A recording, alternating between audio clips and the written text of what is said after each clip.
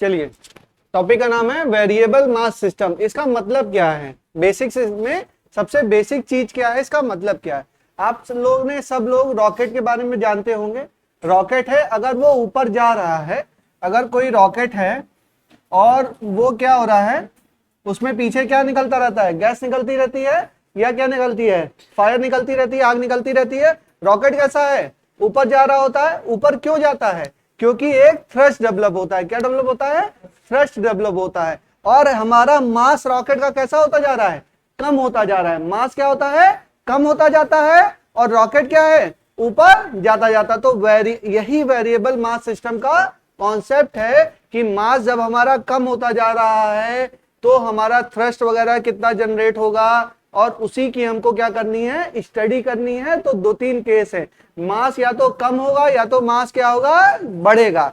जैसे जंजीर का एग्जांपल है, जंजीर मान लीजिए यहाँ टेबल पे रखी हुई है और कुछ जंजीर का पार्ट मैं लटका देता हूं, ठीक है। उसके बाद जंजीर और लटकाता चला जाता हूं ना, तो क्या होगा, मास क्या होगा उसका। जंजीर बांध दी, ना बांधी हो तो बता दूं थोड़ा सा, बन गई तो 1 मिनट दे दीजिए, 2 मिनट के लिए।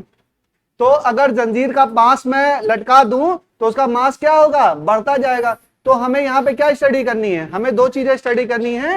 एक जब मास कम हो रहा है, और एक कब हो रहा है, मास ज्यादा हो रहा है। बस 2 मिनट समझ लीजिए। जंजीर आ गई आपकी, बेटा ध्यान दीजिए। अभी सवाल कराएंगे, अभी ये वापस करनी है ना आप लोग की साइकिल की सेफ्टी के लिए। ये से देखिए, बात समझिए। हाँ, ये कुछ पार्ट है, बात समझ लो बेटा, बात समझ लो, मजाक की बात नहीं ना। ये पार्ट है, मान लीजिए। अब ये इस पे नॉर्मल कितना लग रहा है, अगर ये टच नहीं कर रहा है ग्राउंड को तो नॉर्मल कितना लग रहा है, 0 लग रहा है। अब मैंने बोला कि थोड़ा सा पार्ट मैंने इस पे गिरा दिया, ठीक है। गिरा दिया का मतलब क्या, मान लो कि एक्स लेंथ मैंने इसमें, मैम एक्स लेंथ अगर मैंने बढ़ा दिया, एक्स लेंथ क्या किया, मान लो ये यहां पे था, अगर ये क्या यहां पर है तो क्या है, अब कोई भी नॉर्मल नीचे से नहीं आ रहा। बट मैं कहूं कि मैंने ये इतनी जो लेंथ है, इतनी लेंथ कितनी है, एक्स, और इतनी लेंथ में मैं क्या करूं, इतनी लेंथ में बढ़ा दूं, तो कितना आ गया मास नीचे। एक्स लेंथ का जितना मास होगा उतना नीचे आ जाएगा। तो हमारे पास क्या लगेगा, ये कौन सा सिस्टम है, ये वेरिएबल मास सिस्टम है। यहां पे मास क्या हो रहा है, चेन का, यहां पे चेन का मास वेरी हो रहा है। चेन का समझ लीजिए, क्योंकि फिर अभी और समझाऊंगा, इसको वापस करना है। तो ये आपकी चेन है, मान लीजिए ये टेबल पर रखी है। सवाल ऐसा ही आएगा, टेबल दिख रही है सबको, सबको टेबल दिख रही है। तो मान लीजिए कि कुछ पोर्शन इसका इस टेबल पे रखा हुआ है, तो अभी टच क्या कर रहा है, टच इसको ग्राउंड पर नहीं कर रहा है। दिख रहा है, थोड़ा ध्यान दीजिएगा, खड़े हो जाइए, नहीं दिख रहा है तो देख लो, समझ आ रहा है, ठीक है। ये क्या हो रहा है, ग्राउंड को टच नहीं कर रहा है, ठीक है। अब मैं इसकी मान लीजिए इतनी लेंथ कितनी है, मान लीजिए एक्स लेंथ है। अगर ये एक्स लेंथ है तो बेटा अगर इतना मैं बढ़ाऊंगा तो एक्स लेंथ का ही तो वेट आएगा कि पूरी लेंथ का आ जाएगा, एक्स लेंथ का ही आएगा। तो और फिर थोड़ा थोड़ा और बढ़ाता रहूं, थोड़ा थोड़ा और बढ़ाता रहूं, तो मास क्या हो गया, इसका जो मास है वो चेंज होता रहेगा। तो ये मास ऐड हो रहा है या सब्ट्रैक्ट हो रहा है, ऐड हो रहा है। यहां पे मास क्या हो रहा है, ऐड हो रहा है। और रॉकेट में मास क्या हो रहा था, सब्ट्रैक्ट हो रहा था। अच्छा एक बात बताइए, रॉकेट में मास क्या हुआ, जब निकल रहा था तो थ्रस्ट ऊपर लगा, और यहां पे मास बढ़ रहा है तो भी नॉर्मल हमारा क्या हुआ, इंक्रीज हुआ। नॉर्मल क्या हो रहा है हमारा, लगातार इंक्रीज हो रहा, तो वही तो थ्रस्ट है। तो वो हमको कैलकुलेट करना है। ये सिस्टम क्या कहलाता है, ये सिस्टम कहलाता है वेरिएबल मास सिस्टम। तो दो तरह की स्टडी हमारी होगी, लीजिए सर, दो तरह की हमारी स्टडी होगी। कैसी होगी, एक स्टडी होगी मास जहां पर ऐड होगा, और एक स्टडी होगी मास जहां पे सब्ट्रैक्ट हो रहा होगा, ठीक है। और एग्जांपल सब्ट्रैक्शन ऑफ मास के, मान लीजिए कि एक आपकी रेत से बड़ी हुई ट्रैक्टर ट्रॉली है। ट्रॉली देखी होगी आप लोग ने, बालू वालू जा रहा है, मोरंग जा रहा है, उसके नीचे छेद है, ठीक है। तो बालू क्या हो रहा है आपका, ड्रॉप हो रहा है, और ट्रॉली क्या हो रही है, आगे बढ़ रही है। उसका कुछ मास होगा, मास क्या हो रहा है, लगातार कम हो रहा है, तो उसमें भी कुछ थ्रस्ट आएगा, कुछ थ्रस्ट आएगा। और थोड़ा बेटर वे में समझिए, आप लोगों ने अनार सबने जलाया दिवाली में लगभग, किया होगा, ठीक है। अब अनार में भी क्या होता है बेटा, अनार में क्या होता है, देखिए अनार जो होता है आपका, अनार आप लोग देखिए ऐसे साइज का बना होता है, इसका बेस कैसा होता है बेटा, बेस भारी होता है। क्यों भारी होता है, बात समझिए। अनार में गैसेस कैसे निकल रही हैं, ये जो निकल रहा होता है ये क्या होता है, ये गैसेस ही तो हैं, अंदर बारूद है और ये क्या है, गैसेस हैं, गैस निकल रही है। क्यों निकल रही है, क्योंकि बारूद जल रहा है, बारूद जल रहा है तो मास क्या हो रहा है, कम हो रहा है, कम हो रहा है तो इसके इधर की डायरेक्शन में क्या आएगा, एक थ्रस्ट फोर्स आएगा, एक थ्रस्ट फोर्स आएगा जो इसको ये मूव कराने की कोशिश करेगा। इसीलिए इसका बेस क्या होता है, भारी बनाया जाता है, जो अनार का बेस होता है वो भारी बनाया जाता है। अच्छा कभी गलती से अनार ये गिर गया, देखा होगा आप लोगों ने, कभी कभी जलाते जलाते गिर जाता है तो ये इधर क्या हो जाता है, इधर मूव होने लगता है, होता है कि नहीं होता है, मूव होने लगता है। क्यों मूव होने लगता है, यहां पे वेरिएबल मास सिस्टम का कॉन्सेप्ट आता है, वेरिएबल मास सिस्टम का कॉन्सेप्ट आता है। जहां पर भी मास आपका कम होगा वहां पर जो थ्रस्ट लगेगा और जो गैसेस निकल रही होंगी वो अपोजिट डायरेक्शन में, इधर अगर गैसेस निकल रही हैं या इधर क्या हो रहा है, मास आपका कम हो रहा है, अभी डिटेल में और समझाएंगे, तो थ्रस्ट आपका किधर लग रहा है, ऊपर लग रहा है। बट जहां पे मास ऐड हो रहा था, अभी चैन जब मैं दिखा रहा था तो मास क्या कर रहा था, ऐड कर रहा था, तो वहीं पे क्या हो रहा है, आपका वजन बढ़ता जा रहा है, यानी कि थ्रस्ट क्या हो रहा है, थ्रस्ट किधर लग रहा है, नीचे के डायरेक्शन में लग रहा है, उसका अपोजिट इफेक्ट फिर नॉर्मल आ रहा है। अब वो कैसे आ रहा है अभी हम लोग स्टडी करेंगे कि कैसे हमारा इंक्रीज हो रहा है, ठीक है। वहां पे भी थ्रस्ट क्या हो रहा है आपका, इंक्रीज हो रहा है। तो दो बातें समझ में आई कि वेरिएबल मास सिस्टम को स्टडी करना है तो उसमें एक सिस्टम है जहां पे मास ऐड होगा, दूसरा सिस्टम है जहां पे मास सब्ट्रैक्ट होगा, ठीक है। एक एक की स्टडी करते हैं, बिल्कुल भी टफ नहीं है, बहुत सिंपल, एक छोटा सा फॉर्मूला आ जाएगा, बस उसी पे हमको कैलकुलेट करना है, बट बेसिक समझ लेना है हम लोग को। तो पहला लिखिए, mass is ejecting, mass is ejecting, ejecting मतलब निकल रहा है, हाँ?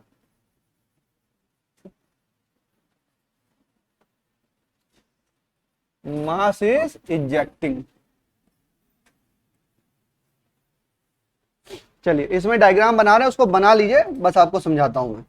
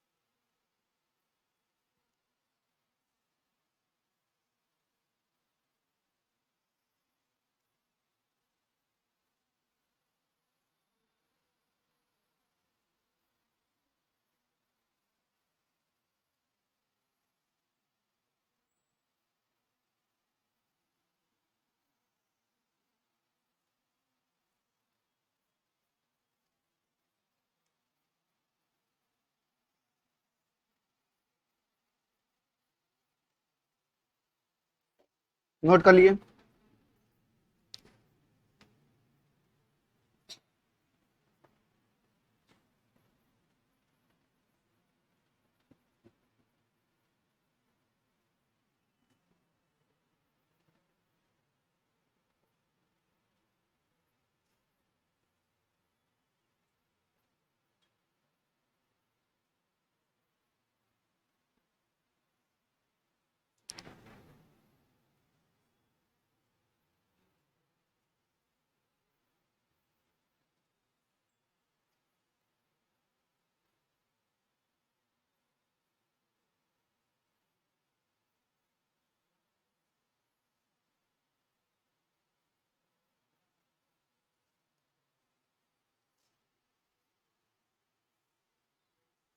V R plus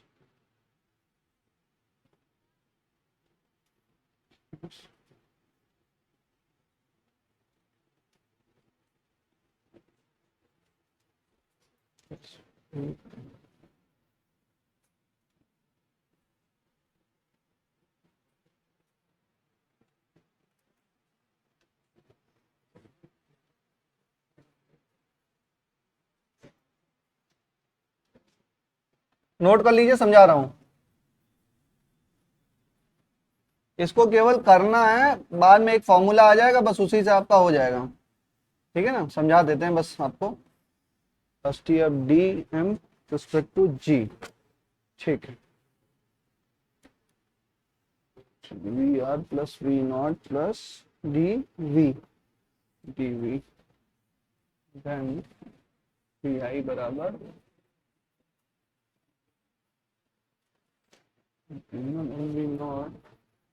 V not बराबर minus T M V not plus D V plus D M V R plus V not plus D V V not plus V not बराबर M V not plus D V minus V not D M minus D M D V plus V R D M plus V not D M plus D M D V. चलिए इससे, चलो यहाँ तक समझ लो, पहले सब समझाते हैं। नोट कर लिए, इतना नोट हो गया? ठीक है, थोड़ा ध्यान से समझिए, इसमें क्या है, नोट हो गया? नोट कर लो, अच्छा नोट कर लो, समझा रहे हैं।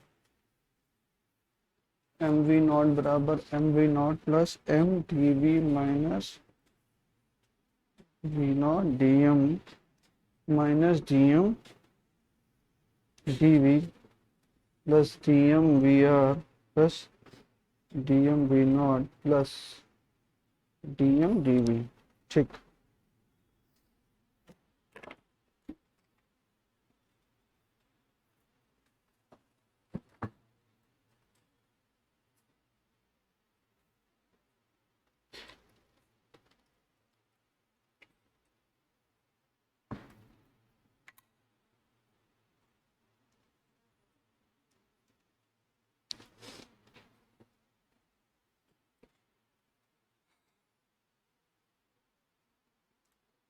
ये केवल चर्चा है, समझने के लिए, इतना डिटेल में नहीं जाना है, समझाने के लिए समझा देना। एक छोटा सा फॉर्मूला आ जाएगा, उससे सवाल आपका हो जाएगा। ठीक है, बट बेसिक समझ लीजिए कि क्या हो रहा है एक्चुअल में।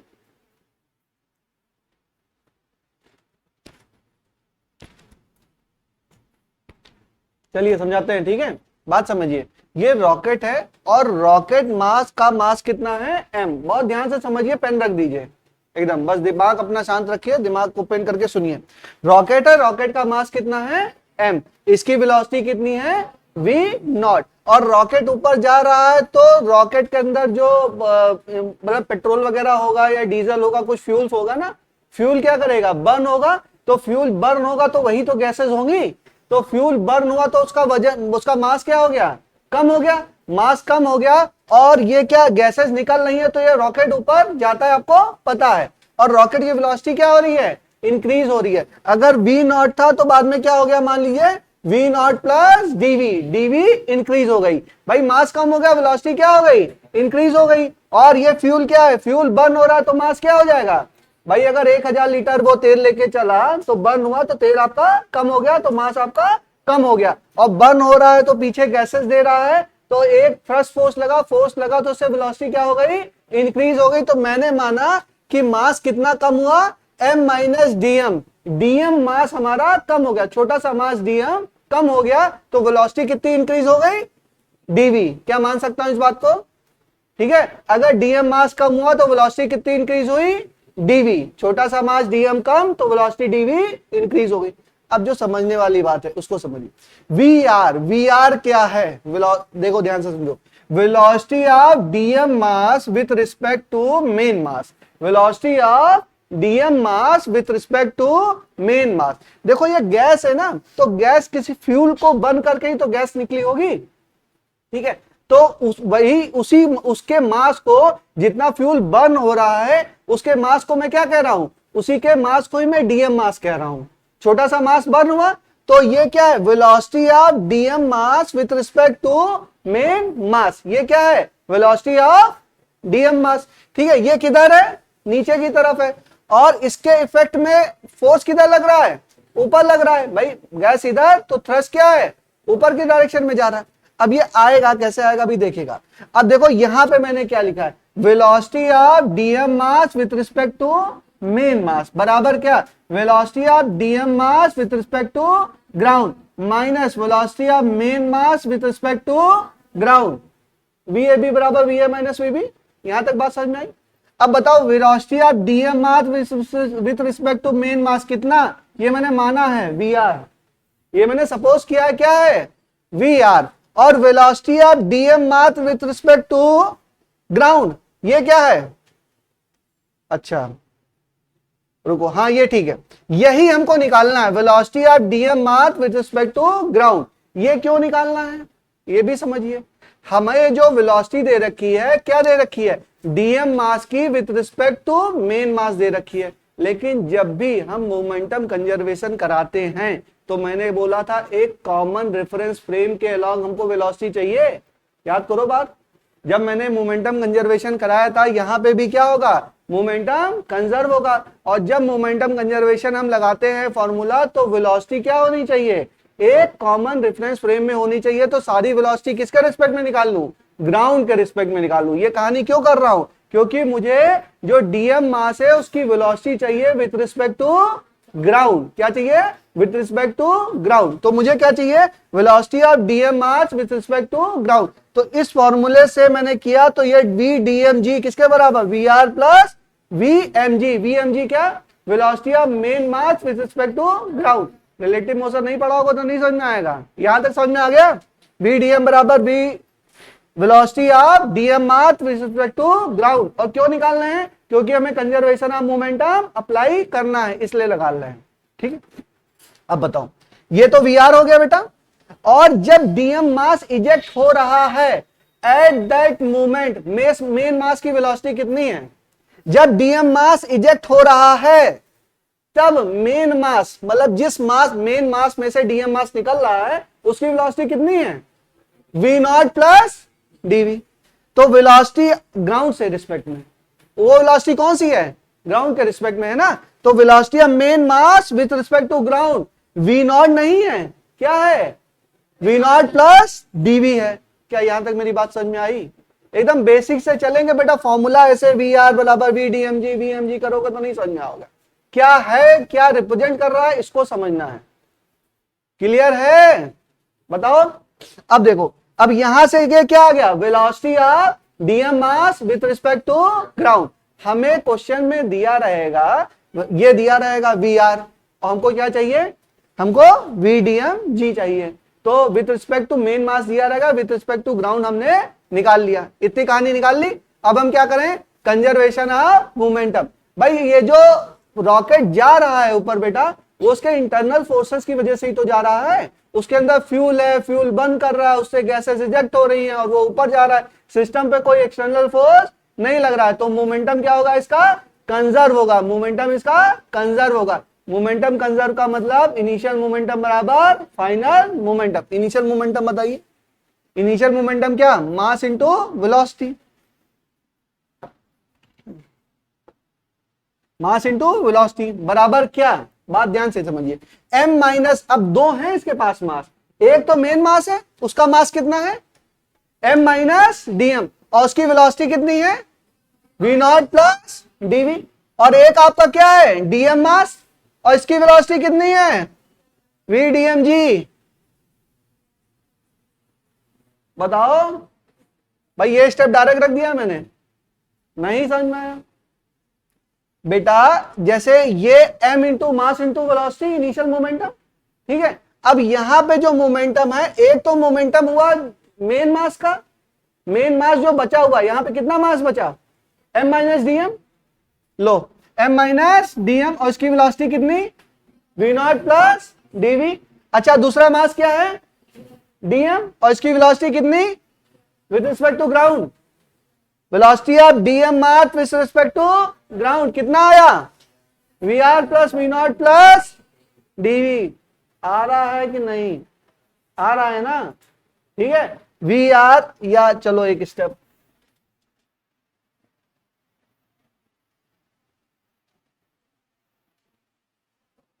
Plus dm multiplied by v dm g, velocity of dm mass with respect to ground. यहां तक बात समझ में आई, यहां तक क्लियर एकदम, ठीक है। अब ये हो गया एम वी नॉट बराबर m minus D M V not plus dv plus dm, ये बताइए ये क्या है, velocity of dm mass with respect to ground, इसकी वैल्यू हमने निकाल ली, vr plus V not plus dv। अच्छा जरूरत क्यों पड़ी इसको निकालने की, क्योंकि हमको एक कॉमन रेफरेंस फ्रेम में ही हमको इसको निकालना है। ये समझ लीजिए कि जब भी कंजर्वेशन ऑफ मोमेंटम करेंगे तो विद रिस्पेक्ट टू ग्राउंड आपको वेलोसिटी चाहिए, विद रिस्पेक्ट टू ग्राउंड चाहिए, या एक कॉमन रेफरेंस फ्रेम में वेलोसिटी चाहिए, ठीक है।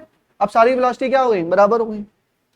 अब इसको कैलकुलेट कर लीजिए, इसको कैलकुलेट करेंगे, थोड़ा इसको मिटा दूं क्या मैं, बताओ मिटा लूं, हो गया, चलिए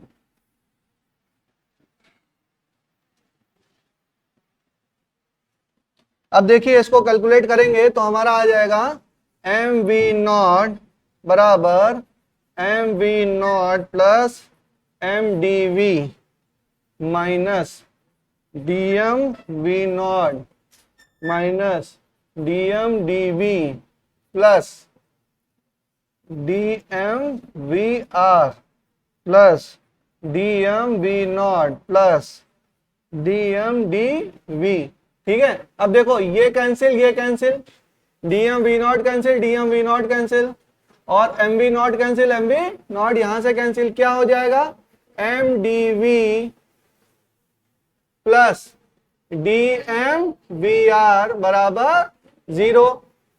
बेटा ये और ये बचेगा ना, सही है, ठीक है। तो ये क्या हो जाएगा, एम डी वी बराबर minus V R D M, divide both side by D T, both side by D T, ये क्या हो जाएगा, M D V by D T बराबर माइनस वी आर, ये क्या हो जाएगा, D M by D T. और ये क्या है, व्हाट इज दिस, बताओ, व्हाट इज वी, वी क्या है, वेलोसिटी ऑफ रॉकेट, और ये क्या है, dv बाई डी टी क्या है, एक्सेलरेशन, एक्सेलरेशन में मास का मल्टीप्लाई, ये क्या हो गया, फोर्स हो गया। और यही फोर्स कौन सा है, थ्रस्ट फोर्स है, क्या है, थ्रस्ट फोर्स है। और ये किसके बराबर है, देखो माइनस वी आर, और dm बाई डी टी क्या होता है बेटा, rate of change of mass per unit time, rate of change of mass per unit time. भाई मास ऐड हो रहा है कि मास सबट्रैक्ट हो रहा है, उस पे आपका क्या डिपेंड करेगा, थ्रस्ट फोर्स डिपेंड करेगा। फाइनल फॉर्मूला क्या आया आपका, ये आया। अब ये फॉर्मूले से आपको ये पता चला कि जो वी आर वेलोसिटी है, वी आर क्या है, V R is the velocity of mass, जो आपका निकल रहा है mass dm with respect to main mass, उसके अपोजिट क्या लगेगा, थ्रस्ट फोर्स लगेगा। ये formula, this formula is very important, और यही आपको याद करना है। पूरी कहानी भूल भी जाओगे, ये याद कर लोगे, हो जाएगा, ठीक है। एफ टी बराबर V R D M by D T, ऊपर लिख दू, एफ टी बराबर V R D M by D T,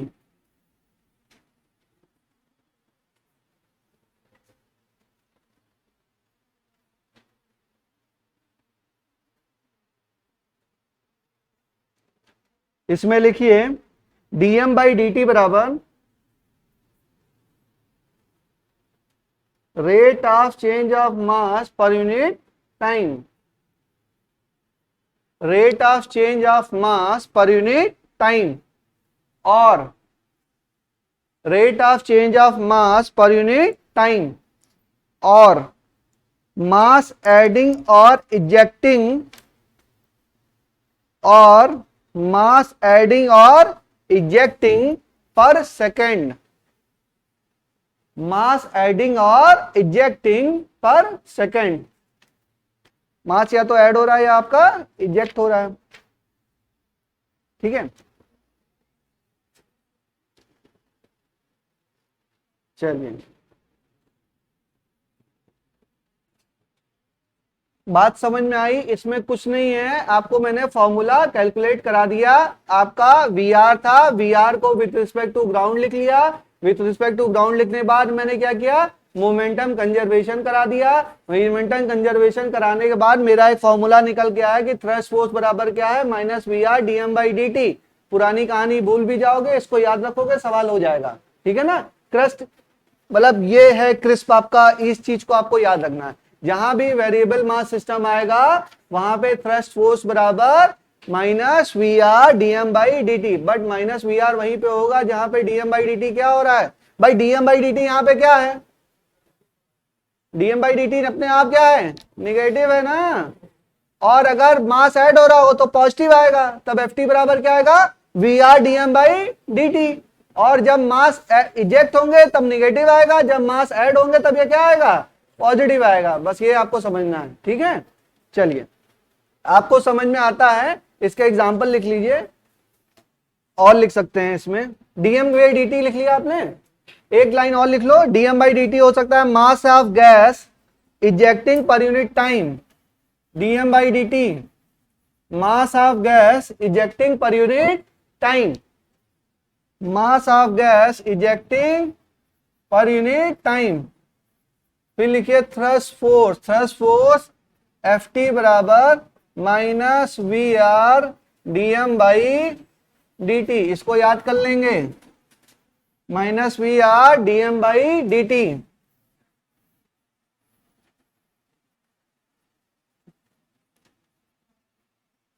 इधर क्या है, इधर है वी आर, नीचे क्या है, नीचे आपका थ्रस्ट फोर्स है। अनार अगली दिवाली में जलाइएगा तो गिरा दीजिएगा, देखिएगा किधर मूवमेंट हो रहा है उसका, ठीक है ना। या बचा होगा तो एक्सपेरिमेंट करके देखना, ठीक है। बचा है घर पे किसी के, ठीक। अरे आपको अनुभव है, इतना आप लोग दिवाली जला चुके हैं, अनुभव है आपको, बस मैं रिलेट करा रहा हूं, है ना। ऐसा हुआ होगा आप लोगों के साथ, ऐसा हुआ होगा ना, अनार से छटक गया होगा इधर, नहीं हुआ है, हुआ है। तो आज कारण पता चल गया, ठीक है। इसमें बना लीजिए कि अगर ये आपका अनार अगर गिर गया, ठीक है ना, इधर इधर गैसेज निकल रही हैं, तो इधर क्या निकल रहा है, वी आर, और इधर क्या लग रहा है, थ्रस्ट लग रहा है, ठीक है ना। कोई छोटा बच्चा आपसे पूछ ले तो उसको बिठा के आधा घंटा समझा दीजिएगा कि देखो ये सब है। चलिए, बातें नहीं बच्चों, फिजिक्स आपकी जिंदगी से जुड़ा हुआ है, बहुत जगह मिलेगा।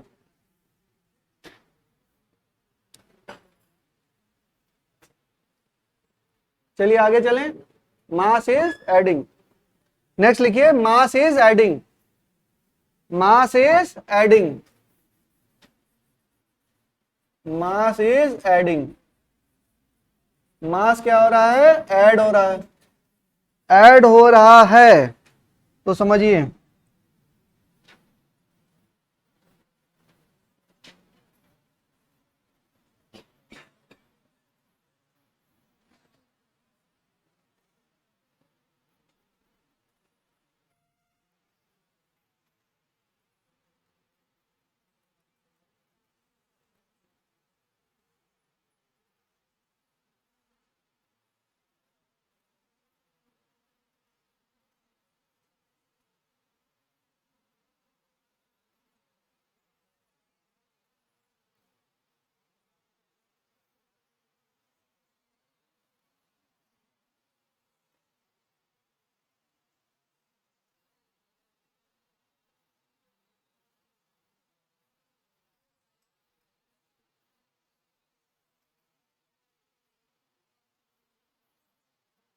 देखिए बात ध्यान दीजिए, समझिए, ये वही है जो अभी आपको बताया था, मैंने एग्जांपल दिया था। चेन है, मान लीजिए चेन का कुछ पोर्शन आ गया, इस पे कुछ पोर्शन आ गया जिसका मास कितना है, m है। जिसका मास कितना है, मतलब थोड़ा सा चेन मैंने गिरा दिया तो उसका मास कितना है, m। और उसके बाद मैं थोड़ा सा और मास, dm मास और ऐड कर रहा हूं। तो पहले यहां पे क्या था, ये मास कितना था, m। अब मास कितना हो गया, m plus dm, m plus dm। और ये वेलोसिटी क्या है, वेलोसिटी है आपकी वी आर। भाई ये बताओ, जैसे इजेक्ट हो रहा था ना वहां पे, तो इजेक्ट वाली वेलोसिटी लगाई थी नीचे के डायरेक्शन में, यहां पे मास क्या हो रहा है, ऐड हो रहा है, तो वी आर किधर आएगा, इधर ही तो आएगा। ये क्या है, velocity of the mass adding, velocity of the mass adding to the original mass. Original mass में और मास क्या हो रहा है, ऐड हो रहा है, तो ये रिलेटिव वेलोसिटी किधर होगी, इसी की डायरेक्शन में होगी। और इसका मास क्या होगा, मास आपका बढ़ जाएगा, और इसका थ्रस्ट फोर्स भी इसी डायरेक्शन में आएगा। ठीक है, चल इसमें नोट करके लिखिए, whenever whenever same mass is adding to the main mass, whenever same mass is adding to the main mass, whenever same mass नहीं some mass लिखो, whenever some mass is adding to the main mass, then relative velocity and thrust force, then relative velocity and the thrust force are in the same direction. Whenever some mass is adding to the main mass, then relative velocity and the thrust force are in the same direction, are in the same direction. Full stop. Next line से लिखिए, if mass is subtracting to the main mass, if mass is subtracting to the main mass, then relative velocity and thrust force are in the opposite direction. If mass is subtracting to the main mass, then relative velocity is and thrust force are in the opposite direction. Relative velocity and thrust force क्या होंगे, opposite direction में होंगे। यहां पे लिखिए mass is adding में thrust force क्या होगा, नोट कर लीजिए, थ्रस्ट फोर्स बराबर V R D M by D T. बात समझ में आ रही है, इसमें कुछ नहीं याद करना है बेटा, तुमको पता है रॉकेट का मास कम होता जाता है, रॉकेट ऊपर जाता जाता है, तो वेलोसिटी ऑफ जो पार्टिकल्स हैं, जो मास कम हो रहा है वो किधर है, वो आपका नीचे है, और इधर क्या है, ये ऊपर, और इस वाले में सेम होगा। बस जब आपका भार क्या है, नीचे आएगा, तो नॉर्मल रिएक्शन क्या होगा, बढ़ता चला जाएगा। नॉर्मल रिएक्शन बढ़ेगा, लेकिन थ्रस्ट तो नीचे लग रहा है, तब उसी की वजह से बढ़ रहा है। ठीक है, अभी डिटेल बताते हैं उसका क्या ऐसे लगेगा। चलो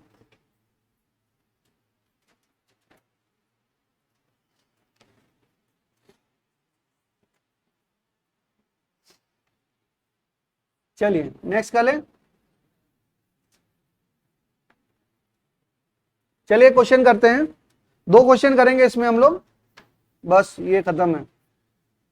समझ में आया, कहीं भी ये फॉर्मूला यूज हो सकता है, कहीं डीएम बाई डी टी दिया, कहीं वी आर दिया, कहीं थ्रस्ट फोर्स दिया होगा, आप लोग कैलकुलेट कर सकते हैं। ठीक है, चलिए एक क्वेश्चन लिखिए, क्वेश्चन मैं बना देता हूं।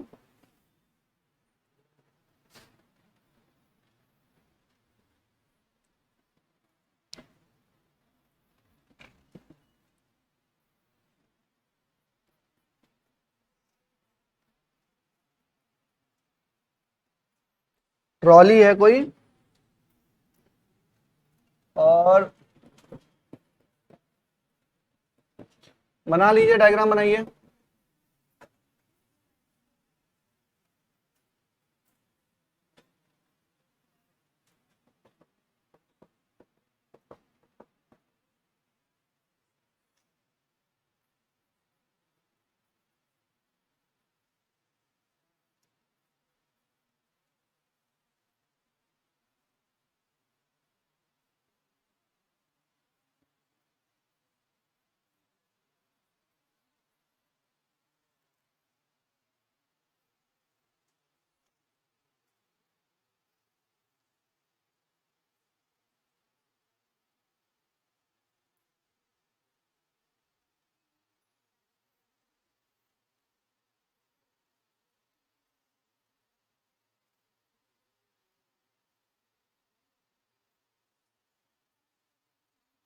और ये चल रहा है v नॉट बराबर 0।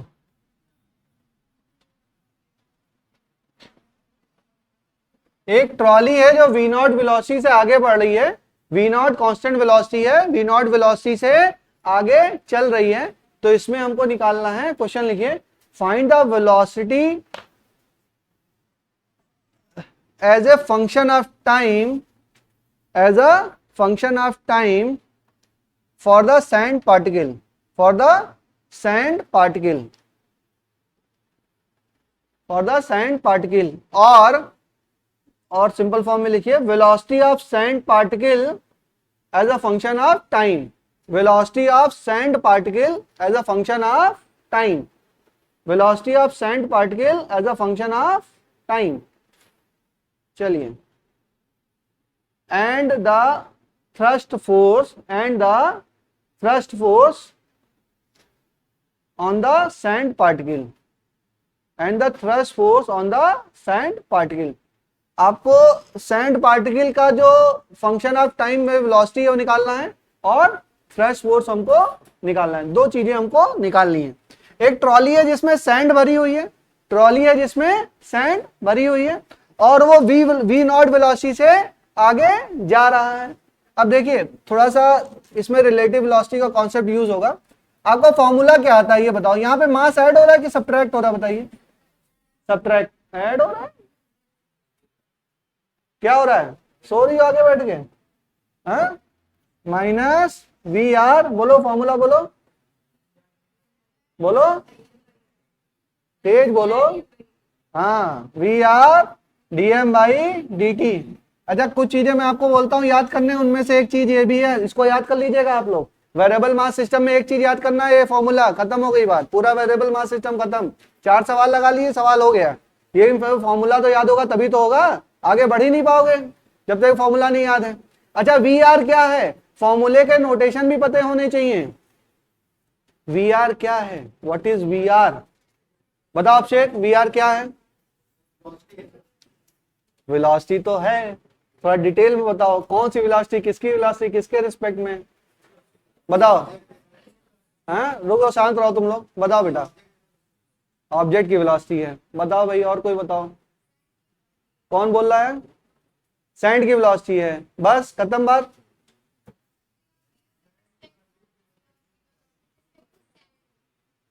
थोड़ा और डिटेल में, अच्छा जा रही हो, बताओ, थोड़ा और डिटेल में बताओ। With the context of this बताओ, वी आर क्या है, बताओ, तुम बताओ।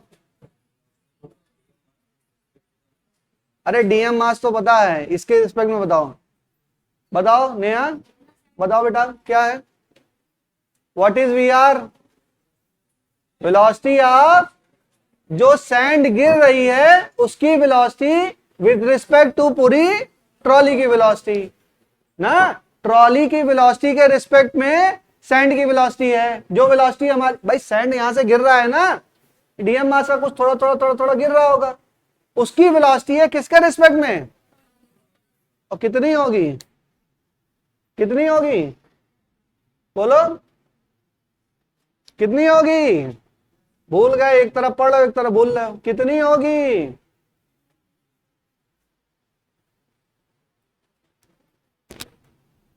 जीरो होगी। ये सैंड गिर रहा है, ये वेलोसिटी क्या है, वी नॉट।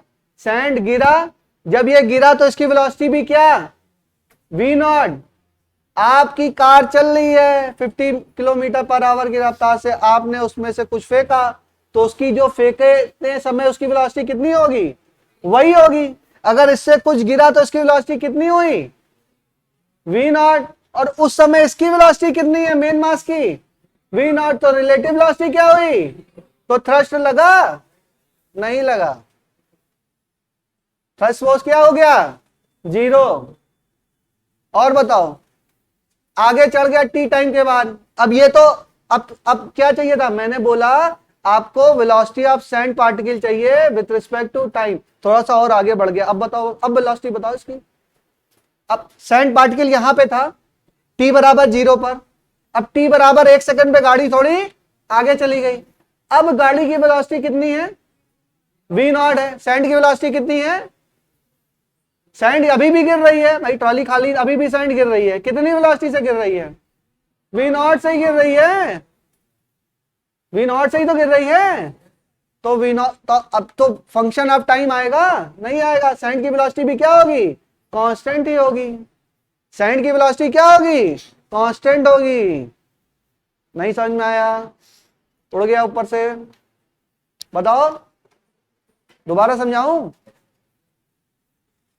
ट्रॉली है, आपको नोटेशन समझ में आना चाहिए। सबसे पहली बात मैंने आपको पढ़ाया, थ्योरी इसीलिए पढ़ाई जाती है कि आपको नोटेशन समझ में आए। डेरिवेशन जो मैंने कराया, उस कराने के पीछे उद्देश्य क्या था कि जो वी आर या डीएम बाई डी टी लिखा है, इसका मतलब आपको समझ में आए। वी आर क्या है? Velocity of the mass adding और subtracting, velocity of the mass adding और subtracting with respect to the main mass. इतनी बात अंग्रेजी में समझ में आई है? हिंदी में बोलूं? वेलोसिटी जो मेन वो मास है जो गिर रहा है, और उसके रिस्पेक्ट में, जो मेन मास के रिस्पेक्ट में जितना मास क्या हो रहा है, ऐड हो रहा है या सब्ट्रैक्ट हो रहा है, उसकी वेलोसिटी है। ठीक है, इंग्लिश में ज्यादा समझ में आता है। क्लियर है? ठीक है, velocity of the mass adding और subtracting with respect to the main mass.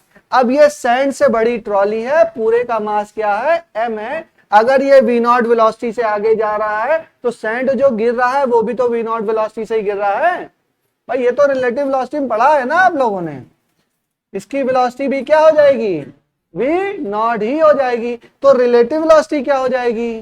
Zero हो जाएगी। तो अगर वी आर जीरो तो एफ टी क्या हो जाएगा? एफ टी आपका जीरो, तो थ्रस्ट फोर्स तो कोई आएगा नहीं। अच्छा, ये ट्रॉली थोड़ी सी और आगे बढ़ी, मैंने कहा कि यह कांस्टेंट वेलोसिटी वी नॉट से जा रही है, तो वेलोसिटी तो अब इसकी चेंज नहीं होगी क्योंकि इसमें कोई एक्सेलरेशन नहीं है। तो अगर थोड़ी सी और आगे गई, अभी t बराबर 0 सेकंड पे भी ट्रॉली की वेलोसिटी कितनी है?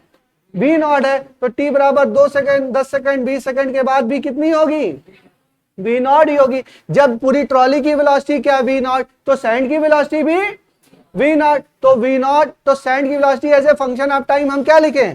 सैंड की वेलोसिटी अगर हमको लिखनी भी है, सैंड की velocity as a function of time, तो इसको क्या लिखेंगे? v नॉट लिखेंगे। ठीक है, फंक्शन कांस्टेंट होगी, फंक्शन ऑफ टाइम होगी, टाइम पे डिपेंड करेगी ही नहीं। हो गया, खत्म हो गया सवाल। बड़े बड़े सवाल ऐसे चुटकी में हो जाते हैं बेटा, ये सब सवाल बहुत इजी होते हैं। जितना खतरनाक डायग्राम उतना ही इजी उसका सोल्यूशन। आप Newton law motion, projectile motion में आपको सवाल सॉल्व करना पड़ेगा। वर्क, पावर, एनर्जी और इसके सवाल आपके एकदम 2 लाइन में हो जाएंगे अगर कॉन्सेप्ट आपको पता है तो ना। हर चीज को करने का एक तरीका है। समझ में आ गया बेटा? चलो नेक्स्ट चलें, एक सवाल और करते हैं, एक सवाल और करते हैं, फिर रोटेशन आज स्टार्ट करते हैं ना। बहुत समय हो गया रोटेशन के लिए। चलिए नेक्स्ट चलूं? नेक्स्ट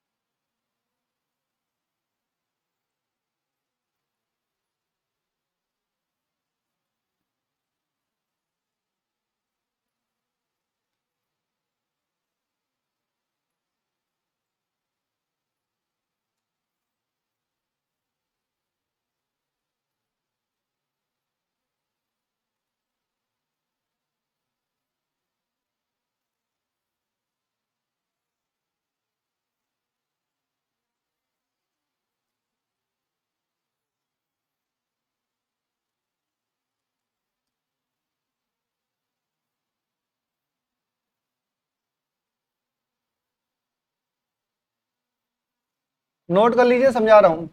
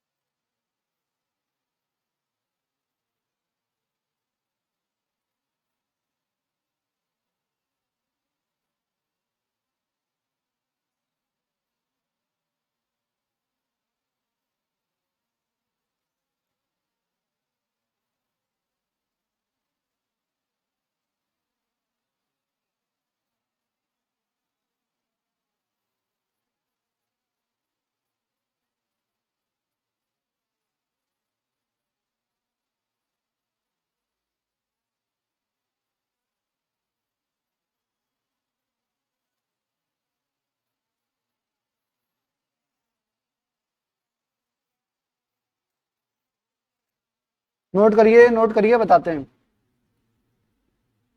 नोट कर लीजिए, सारा समझा दे रहे हैं।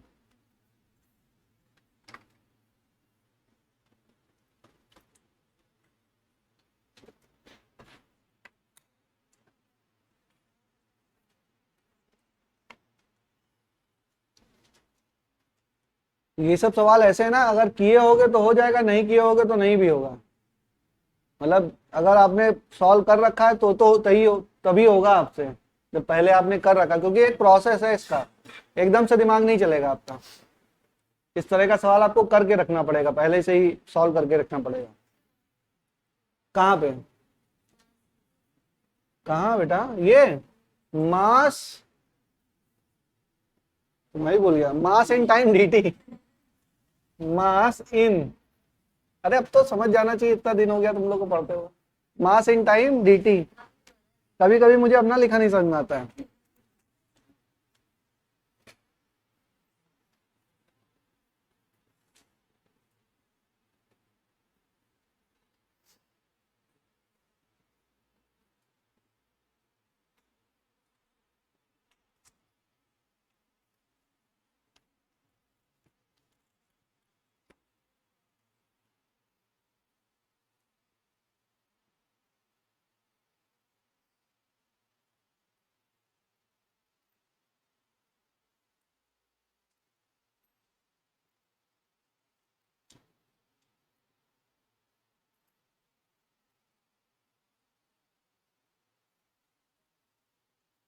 हो गया? नोट हो गया? करो, नोट करो, समझा देते हैं।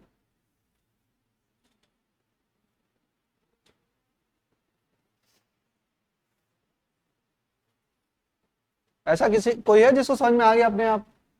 समझाने की जरूरत ना पड़े। नहीं आ गया, समझ में आ गया? ठीक है, फिर रोटेशन स्टार्ट करें। नहीं समझ में आया? अच्छा, कुछ नहीं है, देखो ध्यान से समझिए। अब मैंने इसको क्या, ये बात आपको समझ में आती है, यहाँ पे मास क्या हो रहा है, ऐड हो रहा है। ठीक है, एक फॉर्मूला आपको याद है, यहाँ भी वेरिएबल मास सिस्टम होगा, फॉर्मूला आपको याद होना ही चाहिए। क्या फॉर्मूला है? V R D M by D T. Mass add हो रहा है तो V R D M by D T, mass subtract हो रहा है तो minus V R D M by D T. अभी याद, एग्जाम में सब बोलोगे। देखो ये क्या हो गया, ये पूरी चेन जो मैंने पहले लटका रखी थी चेन, ठीक है, और चेन की जो मास है पर यूनिट लेंथ दिया हुआ है, मास जो दिया है पर यूनिट लेंथ के टर्म में दिया, मास of chain is lambda KG पर मीटर, लैम्डा केजी पर मीटर। तो अगर 1 मीटर की चेन है तो उसका मास कितना है, लैम्डा। 2 मीटर की है तो 2 लैम्डा, x मीटर की है तो x लैम्डा। बात समझ में आई? Mass of chain per unit length हमको क्या दिया है, लैम्डा केजी पर मीटर। और ये हमने बोला कि यहां से हम इसको क्या कर रहे हैं, ड्रॉप कर रहे हैं। तो अभी तो ये जस्ट टच कर रही है, जस्ट टच कर रहा है, तो इस पे भी कोई थ्रस्ट नहीं आ रहा। अब मैंने बोला कि यहां से मैं ड्रॉप कर रहा हूं, जैसे अभी मैंने दिखाया था ना, चेन को मैं ड्रॉप कर रहा हूं, तो उसका हिस्सा क्या कर रहा है, नीचे जा रहा है।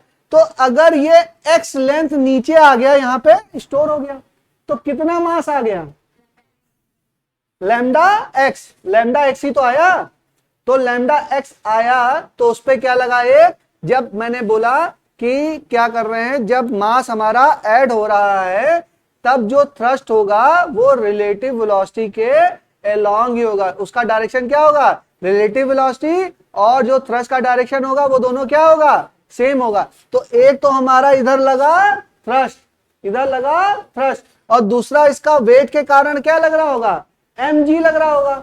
एक तो क्या लगा, देखो थ्रस्ट फोर्स लगा, क्योंकि हम क्या कर रहे हैं, मास को ऐड करते जा रहे हैं, तो हमारा क्या लगा, थ्रस्ट फोर्स लगा। दूसरा क्या लगा, भाई कुछ मास आ गया तो मास के कारण क्या लगेगा, mg लगेगा।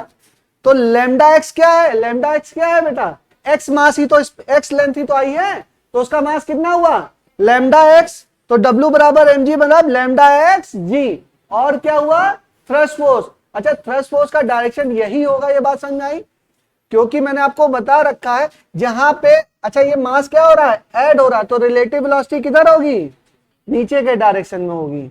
वहां पे जहां पे मास निकल रहा था वहां पे रिलेटिव वेलोसिटी किधर थी, नीचे थी, तो वो क्या था, ऊपर था, थ्रस्ट ऊपर लग रहा था। यहाँ पे थ्रस्ट फोर्स भी नीचे और रिलेटिव वेलोसिटी भी नीचे। रिलेटिव वेलोसिटी का मतलब क्या, जिस वेलोसिटी से मास इसमें ऐड हो रहा होगा with respect to the main mass. ठीक है, अब ये Ft लगा और लैम्डा xd लगा, इन दोनों के लगने के कारण ये नॉर्मल फोर्स आएगा। इन दोनों के कारण क्या लगा, नॉर्मल। तो नॉर्मल बराबर Ft प्लस लैम्डा xg। तो इस नॉर्मल को हमको कैलकुलेट करना है, क्या करना है, इस नॉर्मल का कैलकुलेशन हमको करना है। ठीक है, क्या नॉर्मल वेरिएबल होगा, बिल्कुल वेरिएबल होगा। नॉर्मल भाई इस पे डिपेंड कर रहा है ना, एक्स पे। जैसे जैसे हम अपनी चेन क्या करते जाएंगे, गिराते जाएंगे, वैसे वैसे नॉन थ्रस्ट फोर्स नीचे पे बढ़ता चला जाएगा, और तो और चेन का मास भी बढ़ता चला जाएगा, चेन का मास भी बढ़ता जाएगा, तो नॉर्मल रिएक्शन भी क्या होगा, बढ़ता चला जाएगा या चेंज होता चला जाएगा। ठीक है, तो नॉर्मल बराबर Ft प्लस लैम्डा एक्स। यहां तक तो कुछ नहीं है क्वेश्चन में। ठीक है, बात समझ में आई? आपको समझ में आया कि एक्स लेंथ नीचे कर दिया, तो यहां पे क्या आ गया, लैम्डा एक्स मास आ गया, तो मास एक लग गया, एक थ्रस्ट फोर्स लग गया। यहां तक की कहानी आपको समझ में आ गई, जो कि बहुत ही सिंपल है। यहां तक की कहानी समझ में। अब देखो, अब हमें पता है फॉर्मूला Ft बराबर V R D M by D T. ठीक है ना, अब ये बताइए कि यहां पर ये था, इसका कुछ वेलोसिटी नहीं थी, यहां पे वेलोसिटी नहीं थी। और अगर इस पार्टिकल की मैं बात करूं तो ये अगर ये नीचे आता है तो वेलोसिटी क्या हो जाती थी, जैसे फॉलिंग अंडर ग्रेविटी होता था, तो क्या होता था, ये अगर x डिस्टेंस चला, ये वाला जो पार्टिकल है, ये अगर x डिस्टेंस चला, तो यहां पे वेलोसिटी क्या हो जाती थी, 2gx, v बराबर अंडर रूट 2gx। तो इस पार्टिकल की वेलोसिटी क्या हो गई, अंडर रूट 2gx। अब देखो लेंथ फॉलन, अच्छा ये dt समय में मैंने माना कि ये यहां पे आया, तो वेलोसिटी कितनी हो गई, अंडर रूट 2gx।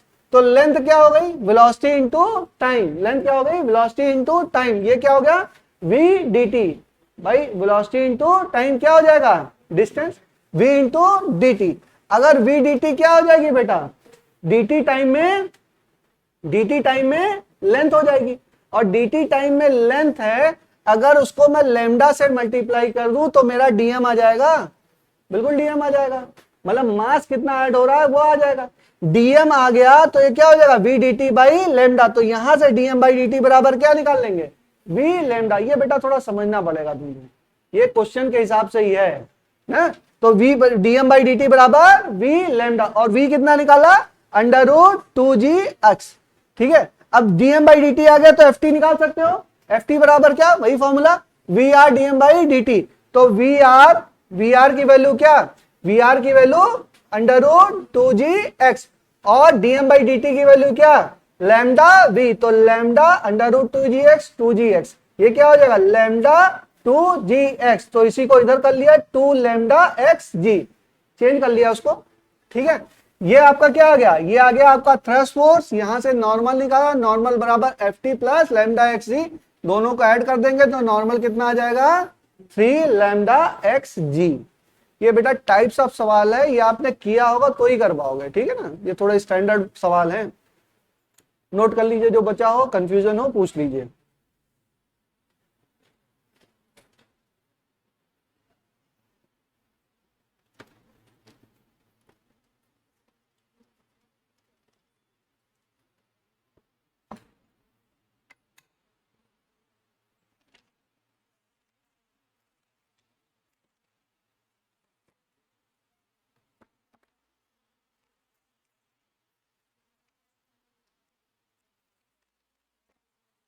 आपको सोल्यूशन शीट मैंने भेज दिया था, देखा है, ठीक है, इजी है, हो जाएगा, ट्राई करो उसको देख के, बहुत हेल्प मिलेगी आपको, सारा ही दिया है इसमें, क्योंकि इतना पॉसिबल तो है नहीं बेटा कि हर चीज डिस्कस हो पाएगी क्लास में, तो मैक्सिमम का आप कोशिश करिए, बाकी पीवाईक्यू वगैरह या जो भी है मैं डिस्कस करूंगा, उससे आप लोग एक बार सवाल लगाने को, सवाल देखो थ्योरी अलग है, सवाल अलग है, सब फिजिक्स में डबल मेहनत करनी पड़ती है, और कोई इसका सब्स्टिट्यूट नहीं, आप सोचिए कि कोई सब्स्टिट्यूट और कहीं है तो नहीं है, बिलीव माय वर्ड्स, ऐसा कुछ नहीं है, कोई भी टीचर के हाथ में नहीं है, मेरे पास होता तो मैं बता देता बेटा, तो दुश्मनी थोड़ा ना मेरी आपसे, मतलब ऐसा कोई प्रोसेस ही नहीं है कि जिससे मैं सिखा पाऊं आपको, यही प्रोसेस है, क्या करेंगे, कॉन्सेप्ट आपको नहीं बताऊंगा तो आप डायरेक्ट, कोई टीचर का नहीं डायरेक्ट सवाल लगा दो, कैसे लगा लोगे, तुमको थ्योरी तुमने पढ़ा ही नहीं, वीआर के बारे में जानते ही नहीं, सवाल कहां लगा लोगे, इतना डिटेल में आपको सेंटर ऑफ मास पढ़ा रहा हूं, इतनी डिटेल में थ्योरी पढ़ा रहा हूं, तब तो सवाल लगते नहीं है, डायरेक्ट सवाल कैसे लग जाएंगे, कुछ लोग कहते नहीं डायरेक्ट सवाल लग दो, अच्छा वो जमाने चले गए जब लोग रट के कर लेते थे,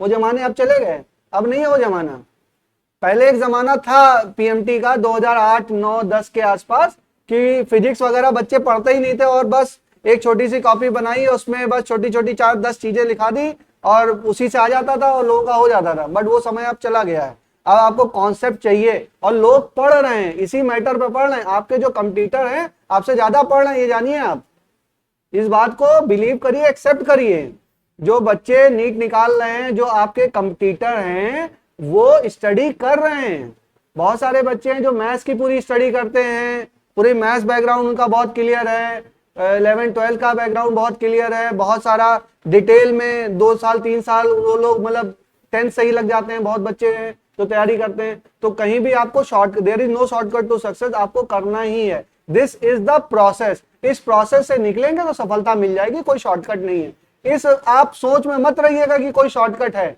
अगर होगा तो मैं आपको सबसे पहले बताऊंगा, भाई मेरे पर तो फिजिक्स की जिम्मेदारी है, तो मैं तो आपसे ज्यादा ही सर्च करता हूं ना आपके लिए, तो उसके लिए चिंता छोड़िए, जितना मैं पढ़ा रहा हूं उसको पढ़िए। अच्छा एक गलती आप लोग और कर रहे हो, आप लोग एनसीईआरटी वगैरह मत पढ़िए, फिजिक्स में एनसीईआरटी नहीं पढ़ना है, बिल्कुल नहीं पढ़ना है, थ्योरी भी चाहो तो मत पढ़ो, जितना मैं पढ़ा रहा हूं उससे नहीं हो रहा है क्या सवाल आपका, होगा आपका सवाल, इक्का दुक्का कहीं कोई सवाल फंसेगा तो किताब खोलो, नहीं तो किताब खोलने की जरूरत ही नहीं है, इतना डिटेल नोट्स लिखा रहा हूं, आपका नोट्स प्रॉपर है, कुछ बच्चे करते हैं ऐसे पढ़ाता हूं उसके बाद घर पे जाके पढ़ने लगते हैं, उससे एनसीईआरटी से पढ़ने लगते हैं, फिर कहीं इधर उधर की किताब से पढ़ने लगते हैं, वो सब नहीं पढ़ना बेटा, पहले नोट्स तो कंप्लीट करो, नोट्स कंप्लीट कर लो, इससे 100% हो जाएगा। आप नीट का पेपर दे के आइएगा, पिछले साल का ही पेपर उठा के मुझे दिखा दो, बहुत सारे सवाल ये पटेल तो किया है मेरी क्लास पहले, इलेक्ट्रोस्टैट वगैरह का किया था, काफी सवाल इसको मिला, और भी बच्चे हैं जो भी किए होंगे। तो लास्ट ईयर जितना पढ़ाया था लगभग सवाल उसी में से आया था। एक सोलेनाइड का सवाल आ गया था बेसिक एकदम म्यू नॉट एन आई के ऊपर, फॉर्मूले के ऊपर, पूरी सोलेनाइड खोल के मैंने पढ़ाया था डिटेल में। और फॉर्मूला क्या आया था, एक फॉर्मूला आया था म्यू नॉट एन आई वाला। ये कौन सा सोलेनाइड होता है, इनफाइनाइट सोलेनॉइड के अंदर होता है ना, magnetic field in the infinite solenoid. छोटा सा फॉर्मूले से आपके ऊपर सवाल आ गया। अब मैं ये पढ़ा रहा हूं फॉर्मूला, कौन सा क्वेश्चन आएगा, एफ टी बराबर V R D M by D T. अब नहीं करके आओगे तो फिर डांट खाओगे, करके आना है, इसको याद कर लीजिएगा, V R D M by D T. यहां पे हमको वेरिएबल मास सिस्टम में एक चीज याद करनी है, V R D M by D T. उसके बाद थोड़ा बेटा टाइप्स ऑफ सवाल है, तो हल्का फुल्का इसको करके जाना, हो जाएगा। ठीक है, इधर उधर की स्टडी नहीं करेंगे। अब रोटेशन स्टार्ट करते हैं, ठीक है। चलो, बाकी आपको और भी दूंगा, धीरे धीरे शीट दूंगा। इसका दे दिया मैंने, 5th नंबर का सोल्यूशन दे दिया, 6 का भी दे दिया है, क्योंकि सेंटर ऑफ मास वगैरह का लगा लीजिएगा। सवाल क्या आएंगे आपको टेस्ट में भी मैं बता दे रहा हूं, पढ़ के आओ, इसलिए बता रहा हूं। लेवल 1 के सवाल आएंगे, पीवाईक्यू के भी आ सकते हैं, लेवल 2 अभी नहीं आएगा, ठीक है, इस बार के टेस्ट में नहीं आएगा। उसके बाद सेंटर ऑफ मास वाले में से लेवल 1 के भी हैं, शायद पीवाईक्यू के भी हैं, बस इतना ही है। इतना कर लो, करो तो कम से कम, बुद्धि तो ओपन हो। उसके बाद देखेंगे, फिर यूनिट वाइज टेस्ट स्टार्ट करेंगे तुम लोग का, जैसे खत्म हो जाएगा। चलिए।